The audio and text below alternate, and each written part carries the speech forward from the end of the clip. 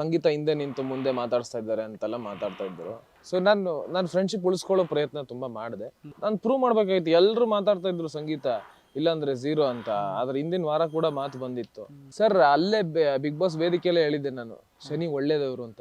It's okay if didn't like me as a friend ಬಿಟ್ಟಿದ್ದಾರೆ ಅಂತಂದ್ರೆ it's okay, ನಂಗೇನು ಬೇಜಾರಿಲ್ಲ. ಜಾಸ್ತಿ ಯಾರಿಗೂ ತೊಂದರೆ ಕೊಡೋಕೆ ಹೋಗ್ಬಾರ್ದು.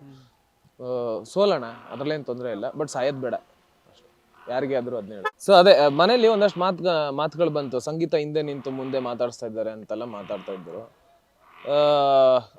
ಅದು ನನಗೆ ತುಂಬಾ ಎಫೆಕ್ಟ್ ಆಯ್ತು. ಗುರು, ನಾನು ಇಂಡಿವಿಜುವಲ್ ಗೇಮ್ ಮಾಡ್ತಿದ್ದೀನಿ, ನನ್ನ ಫ್ರೆಂಡ್ಶಿಪ್ ಇಂದ ನನ್ನ ಗೇಮ್ ಏನು ಎಫೆಕ್ಟ್ ಆಗ್ತಿಲ್ಲ. ಅವ್ರ ಜೊತೆ ಕಂಫರ್ಟಬಲ್ ಆಗಿದ್ದೀನಿ, ಕಂಫರ್ಟಬಲ್ ಆಗಿದ್ದೆ ಕೂಡ. ಸೊ ನನ್ಗನ್ಸಿದ್ದೇನಂತಂದ್ರೆ, ಕೆಲವೊಂದು ವಿಚಾರಗಳು ನಮ್ಗೆ ವ್ಯತ್ಯಾಸ ಬಂದಾಗ ಹತ್ರ ಇದ್ದು ಎಷ್ಟು ನೋವು ಇದು ಮಾಡ್ಕೊಳ್ಳೋದು, ಅವ್ರಿಗೂ ನೋವು ನನಗೂ ನೋವು ಬೇಡ. ಸ್ವಲ್ಪ ನಮ್ ಗೇಮ್ಗೆ ಎಫೆಕ್ಟ್ ಆಗೋದು ಬೇಡ ಅಂತ ಅಂದ್ಬಿಟ್ಟು ದೂರ ಇದ್ದೀನಿ. ಆಮೇಲೆ ಬಟ್ ಸ್ಟಿಲ್ ಐ ಟ್ರೈಡ್, ಅದ್ಯಾಕೋ ಹೊಂದಾಣಿಕೆ ಆಗ್ಲಿಲ್ಲ. ಅದೇ ಕೇಳಕ್ ಬಂದೆ. ನೀವೇ ಮತ್ತೆ ಅದೇನೇ ಒಂಚೂರು ಬ್ರೇಕ್ ಆದ್ರೂ, ಏನೇ ಮನಸ್ತಾಪಗಳಾದ್ರೂ ಮತ್ತೆ ವಾಪಸ್ ನೀವು ಹೋಗ್ತಾ ಇದ್ರಿ, ಆ ಒಂದು ಸ್ನೇಹ ಹಸ್ತ ಚಾಚಕ್ ಮತ್ತೆ ಹೋಗ್ತಾ ಇದ್ರಿ. ಬಟ್ ಅವ್ರಿಗೆ ಏನೋ ಅಂತ ಇರಿಟೇಷನ್ ಆಗ್ತಾ ಇರ್ತಾ, ಏನೋ ಇಲ್ಲ ಮತ್ತೆ ಇನ್ನೊಂಚೂರು ಹೈಪ್ ಮಾಡ್ತಾ ಇದ್ರ, ಸಣ್ಣ ವಿಚಾರಣೆ ಏನಾದ್ರು ಹೈಪ್ ಮಾಡಿದ್ರು ಅಂತ ಅನ್ಸುತ್ತೆ. ಅದು ಅವ್ರ ಒಂದು ಏನೋ ಪರ್ಸ್ಪೆಕ್ಟಿವ್ ಅಷ್ಟೇ. ಗೊತ್ತಿಲ್ಲ, ನಾನು ಅವ್ರಿಗೆ ಯಾವತ್ತು ಹರ್ಟ್ ಮಾಡ್ಬೇಕು ಅನ್ನೋದು ನಾನು ಮಾಡಿರ್ಲಿಲ್ಲ. ಸೊ ನಾನು ಫ್ರೆಂಡ್ಶಿಪ್ ಉಳಿಸ್ಕೊಳ್ಳೋ ಪ್ರಯತ್ನ ತುಂಬಾ ಮಾಡಿದೆ. ಅವ್ರಿಗೆ ಏನ್ ನೋವಾಯ್ತು ನನ್ಗೆ ಗೊತ್ತಿಲ್ಲ. ಯಾವ್ದೋ ಒಂದು ಮಾತು ಡೆಫಿನೆಟ್ಲಿ ಮಾತಾಡೋದು ಬರೋದಲ್ಲಿ ತಪ್ಪು ಆಗೇ ಆಗುತ್ತೆ. ಅಷ್ಟು ಡೀಪಾಗಿ ಹರ್ಟ್ ಮಾಡೋ ಅಂಥದ್ದು ನಾನೇನು ಮಾಡಿರ್ಲಿಲ್ಲ. But it's okay if she doesn't didn't like me as a friend ಬಿಟ್ಟಿದ್ದಾರೆ ಅಂತಂದ್ರೆ ಇಟ್ಸ್ ಓಕೆ, ನಂಗೇನು ಬೇಜಾರಿಲ್ಲ. ಜಾಸ್ತಿ ಯಾರಿಗೂ ತೊಂದರೆ ಕೊಡೋಕೆ ಹೋಗ್ಬಾರ್ದು.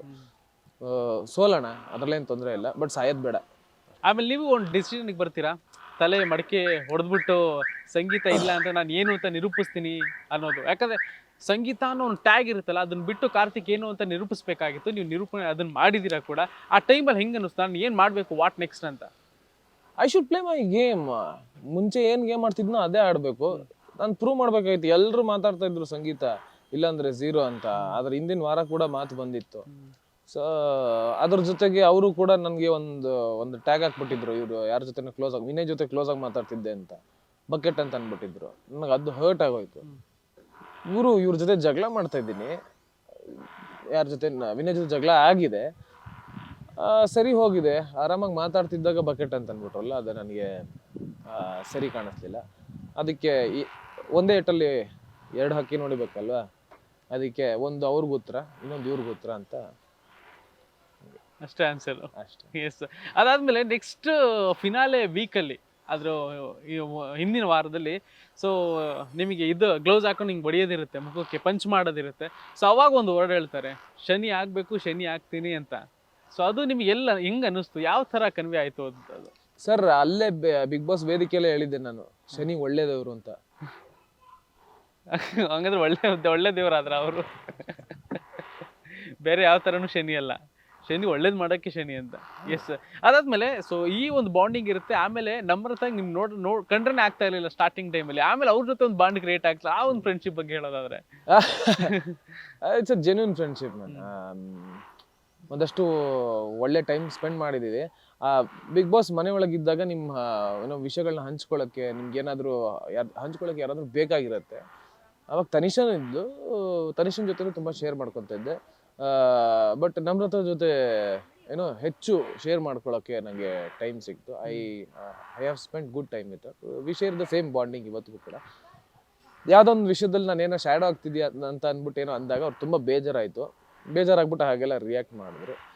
ಅದಾದ್ಮೇಲೆ ನಾನೇ ಹೇಳಿದೆ, ನಿಮಗೆ ಬೇಜಾರಾಗಿದ್ರೆ ನೀವು ಸಾರಿ, ತಲೆ ಕೆಡಿಸ್ಕೋಬೇಡಿ, ನನ್ಗೆ ಐ ಡೋಂಟ್ ವಾಂಟ್ ಟು ಮತ್ತೆ ಜಗಳ ಮಾಡ್ಕೊಳ್ಳೋ ಇದಿಲ್ಲ, ನನಗೆ ಇಂಟ್ರೆಸ್ಟ್ ಇಲ್ಲ, ಆರಾಮಾಗಿರೋಣ ಅಂತಾನೆ ಹೇಳಿದೆ. ಅದೇ ರೀತಿ ಇವಾಗ ಇನ್ನೂ ಮಾತಾಡೋಕ್ಕಾಗಿಲ್ಲ ನಾನು ಅವ್ರ ಜೊತೆ, but we still share the same bond. ಒಂದಷ್ಟು ಮೀಮ್ಸ್ಗಳೆಲ್ಲ ನಾವು ನೋಡ್ತಾನೆ ಇರ್ತೀವಿ, ಯಾವ್ಯಾವ ರೀತಿ ಮೀಮ್ಸ್ಗಳಾಗತ್ತೆ ಅಂತ.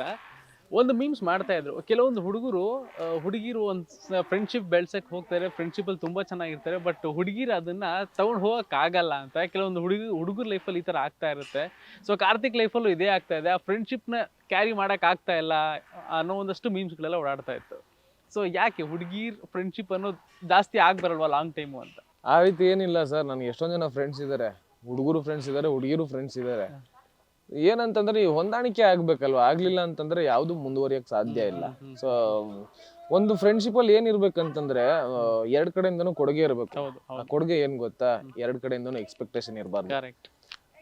ಸೊ ಎಕ್ಸ್ಪೆಕ್ಟೇಷನ್ ಇಲ್ಲದೆ ಅವ್ರು ಒಳ್ಳೇದಾಗ್ಲಿ ಇವ್ರು ಒಳ್ಳೇದಾಗ್ಲಿ ಅಂತ ಇಬ್ರು ಮನ್ಸಲ್ಲಿ ಇದ್ರೆ ಒಳ್ಳೇದಾಗೇ ಆಗತ್ತೆ. ಕಷ್ಟದಲ್ಲಿ ಸಹಾಯ ಮಾಡ್ಬೇಕು. ಸಹಾಯ ಅಂದ್ರೆ ಜೊತೆಗೆ ನಿಂತ್ಕೊಬೇಕು, ಯಾವುದೇ ಆರ್ಥಿಕ ಸಹಾಯ ಅಲ್ಲ, ಕರೆಕ್ಟ್. ಜೊತೆಗೆ ನಿಂತ್ಕೋಬೇಕು. ನಾನು ನಿನ್ ಜೊತೆ ಇದೀನಿ ಅಂತ ಮೋಟಿವೇಟ್ ಮಾಡ್ಬೇಕು. That is what friendship is. Only success ಬಂದಾಗ ಮಾತ್ರ ಜೊತೆಗಿರೋದು ಫ್ರೆಂಡ್ಶಿಪ್ ಅಲ್ಲ. ಕರೆಕ್ಟ್. ಸೊ ಅದನ್ನ ಹೇಳೋದಕ್ಕೆ ಇಷ್ಟಪಡ್ತೀನಿ. ಹುಡುಗಿರಾಗ್ಲಿ ಹುಡುಗರಾಗ್ಲಿ ಎಲ್ಲರಲ್ಲೂ